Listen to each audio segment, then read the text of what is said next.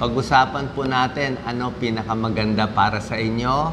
Maganda ba lemon water, buko, o maligamgam na tubig? Titingnan natin ano yung mga advantage at disadvantage ng bawat isa para malaman natin kung babagay sa inyo.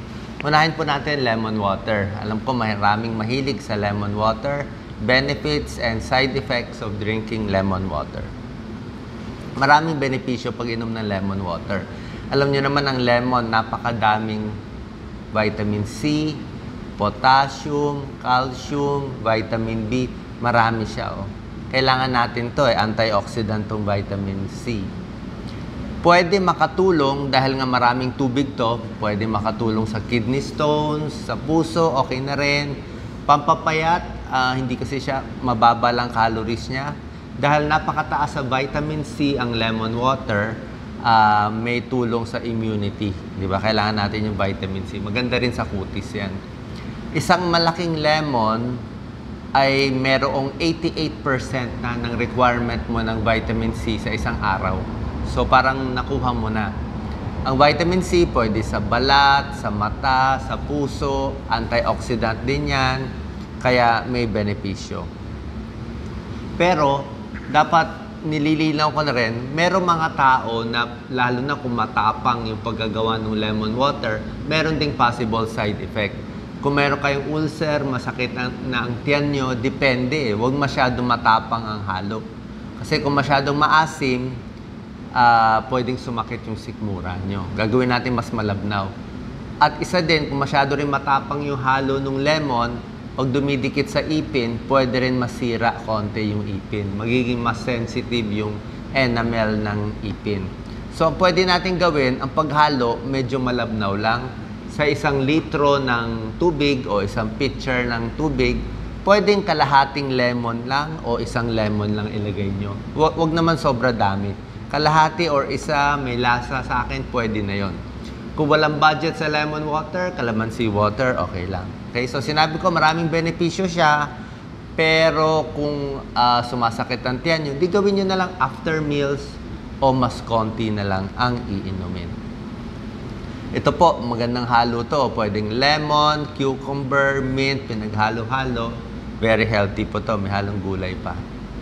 Pangalawa, buko. Diba? Marami may gusto ng buko. Nauuso nga sa abroad ang buko. Ang buko, maganda po siya. Marami sa Pilipinas. Cholesterol free. Walang taba. Good source of fiber. Nakita nyo. Kaya lang, pag uminom ka lang ng maraming buko, medyo may calories siya. So, hindi katulad ng lemon water, tubig, hindi nakakataba. Ito may calories. Around 45 calories. Ano ang benefits ng buko? Siyempre, pag naiinitan, heat stroke, hydration, maraming potassium, electrolytes natin.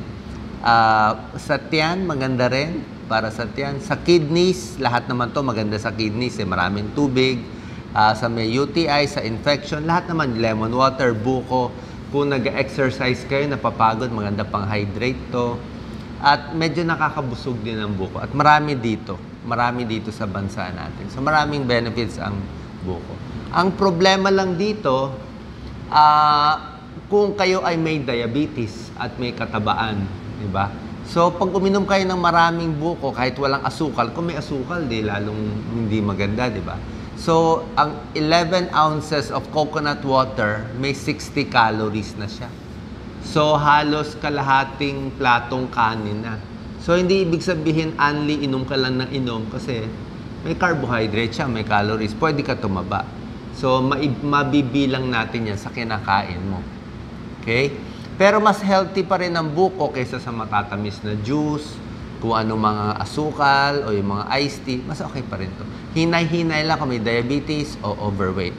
Yung iba, pag walang laman ng tiyan, medyo lumalambot ang dumi. Depende po. Depende sa tao. So, lemon water, coconut, alam niyo na kung kanino pwede, kanino medyo mag-iingat tayo. Pangatlo naman, warm water. Yan. Tubig na lang, di ba? Para sa may hirap, libre. Tubig lang ang meron tayo. Ang tubig talaga, kailangan ng katawan natin. Maraming kababaihan, ayaw minom ng tubig tigas ng ulo So, ituturo ko gaano karaming tubig ang kailangan nyo. Ang katawan natin, puro tubig yan. Tingnan mo to, ang utak natin, Doc Lisa, focus mo. 73% water, tubig yan. Ang dugo, 94% tubig. Kidneys, muscle, tubig. Lungs, kahit ang buto, 31% water. So, punong-puno ng tubig ang katawan natin. Pag hindi kayo uminom ng tubig, madi-dehydrate kayo. Ano benefits ng pag-inom ng tubig? Mas gusto ko sana maligamgam na tubig. Kung kaya nyo malamig, okay lang. Pero para sa may edad, sensitive ang tiyan, may irritable bowel, may ulcer, mahapdi ang tiyan, sa akin, warm water, mas kalmado, mainit pamparelax. So, improves digestion, warm water, blood circulation, sore throat, sa sipon, pampalabnaw. Inom ka na inom ng tubig, mas konti kakainin mo, kailangan maraming tubig para lumambot din ng dumi. Kaya nga matigas ng dumi, kulang sa tubig. Ano ang side effect pag hindi ka uminom ng tubig? Maraming babae ayaw uminom ng tubig, wala pang 3 baso sa isang araw, kulang na kulang. Pag kulang ka sa tubig, headache, sakit ng ulo. Merong sakit ng ulo na kukuha sa pag-inom ng tubig. Isa pa, cramps. Magka-cramps ka. Pwede ka mag-bad breath, pwede ka mag-dry mouth, pwede ka mag-constipation, at manghihina ka kung kulang ka sa tubig. So, meron tayo tinatawag na Japanese water therapy. Ito yung, I'm sure, nabasa nyo na, 2 baso ng maligamgam na tubig sa umaga. Ito, nakakapayat daw. Ito po, focus natin, Doc Lisa. Pwede siya pampapayat. Paggising sa umaga, kahit walang laman ng tiyan, pwede 2 basong tubig. Ako, minsan, 1 lang o 2. So, mas maganda metabolism, good for kidney stones, heartburn, papahugas sa tiyan, mas maganda po. Okay? Hindi siya 100% proven, pero tubig Kailangan natin ng tubig, wala naman masama sa pag-inom. Ngayon, ang issue, gaano karami. Okay? Ang gusto ko, sa average na tao, 2 litro. So, 8 basong tubig. Pwedeng lemon water, sabaw, juice, pakwan, counted na yun as tubig. Pero mas maganda maabot mo pa rin yung 1-2 litro, at least 8 basong tubig sa isang araw. Mas gusto ko sana ito yan. 8 glasses, 2 liters. Pinakamahina, pinakamababa na sa mga kababaihan, yung iba 1 litro. Kaya lang baka mag-UTI kayo pag 1 litro lang. Pag mainit, construction worker, lagi nagpapawis, pwede 3 litro.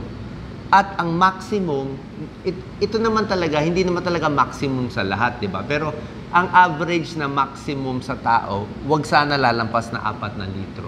Lalo na sa Pilipino. Unless talagang sobrang pawis, sobrang exercise. Pero 4 liters maximum na to. 16. Wag nyo na lampasan. So, gusto ko sana 2 liters. Kung laging pinapawisan, 2 to 3 liters a day, pwede na yan. 8 glasses to 12 glasses. Pinakamarami, 16. Pinakakonti, 5 o 6 glasses. Bakit? Pinakita ko na sa inyo, di ba? Pag kulang sa tubig, maraming problema, di ba? Madi-dehydrate, kukulubot. Pero kung sobra naman sa tubig, may tinatawag na hyponatremia. Yung lampas na 4 na litro, pwedeng lumabnaw masyado ang dugo, bababa ang sodium, may nagkukumbulsyon at may nagsisseizure dito. At kung sobrang dami ring tubig, minsan, lalo na sa may edad, may heart failure, minsan hirap din yung puso. Kaya pwede 1 baso muna, pahinga after, sa mga may edad na followers ko, 1 baso muna, pahinga 1 hour, tsaka 1 baso. Huwag agad-agad, huwag sabay-sabay. Sino lang ang hindi pwede uminom ng maraming tubig? Diba? Lahat naman, mas gusto ko inom kayo ng marami. Except konti lang. Yung may heart failure at may manas. Kung may manas, mahina ang puso, yan, binabawasan ng doktor yan. Baka 1 litro lang. Kasi nga mahina ng puso Yung nagdadialysis na hindi umiihi, walang ihi, kidney failure, yon binabawasan ng doktor yon. Punta kayo sa nephrologist. Pero yung may sakit sa kidney na may ihi pa, may sakit sa kidney na umiihi pa, gusto na nga natin maraming tubig para bumaba yung creatinine. So, depende to sa nephrologist. Pag may ihi pa, gusto natin maraming tubig. Pero pag hindi na umiihi, stage 4, stage 5 ng kidney disease, kidney failure, doon natin pinapabawasan. Sa payat, may edad, siguro 70, 80 years old, siguro mga 6 na baso, dahan-dahan lang ang pag-inom. Pero kung sa ordinaryong tao, sa healthy na tao, lalo na to ang init-init, pwede kayo ganito karaming tubig. Last slide, pakita ko, Doc Lisa. Sa bata, yan, 4 cups to 6 cups a day. Teenager, yan 8 glasses a day na tayo. Sa buntis, mas marami dapat, 10 glasses in a day. Sa nagpapa-dede, kung may baby pa, yan, 12 to 13 glasses kasi kailangan mo gumawa ng gatas. So, between 8 glass to 10 glasses in a day. Sana po nakatulong to. Pwedeng lemon water kung gusto nyo. Pwedeng buko, ingat lang sa calories. Pero pinakamura, warm water, Japanese water therapy. Sana po nakatulong to sa inyong paggaling. Maraming sakit mapapagaling. UTI, ulcer, kasi yung ulcer nahuhugasan din. Maraming benefits ang pag-inom ng tubig. God bless.